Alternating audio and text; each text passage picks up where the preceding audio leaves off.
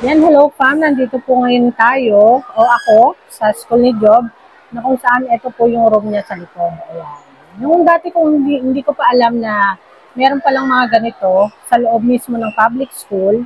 Ayan, dumayo pa nga po ako, di ba dati sa kwento ko, dumayo pa po ako sa medyo malayo rito kasi hindi po ako pamilyar sa mga ganito. Ayan, at ngayon ko lang nalaman nga na in every public school, meron po silang sariling building, no? Para po sa mga special. So, ayan, ang good thing about this po, sa mga ganito pong pasilidad, nakagaya ng kanila ay mga aircon o air condition room po, no? Yung mga pinakagamit sa mga batang special. Ayan. Meron din po dito mga Down syndrome, ayan.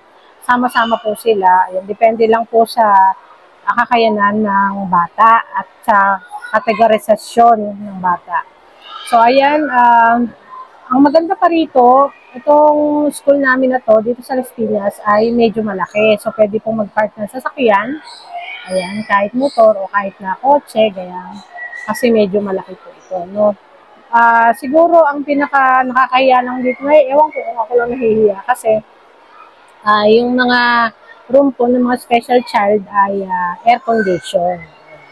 Bagamat na medyo ano po sa typical na bata, siguro po yun yung pinaka-pribilehiyo nila sa mga batang special ay magkaroon ng air condition room kasi di ba may mga hyperactivity sila, medyo malilikot.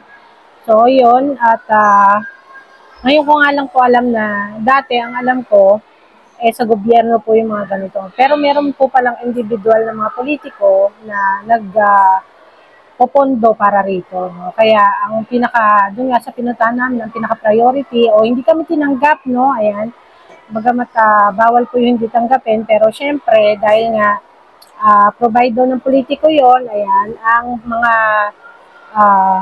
kumbaga priority nila ay yung taga-roon. So, ayan, at ngayong, kasi napakamahal po talaga magpaaral sa private school, no, ng mga ganitong mga special child. Siguro, naging kahit po kami, abot po ng halos 200,000, no? Ayan, at maganda po talaga yung may ganito. Ayan, sa mga hindi pa po alam, nakatulad ko dati, hindi alam yung ganito, ayan, meron po tayong mga ganitong pasilidad, mga school para sa mga special child. Ayan.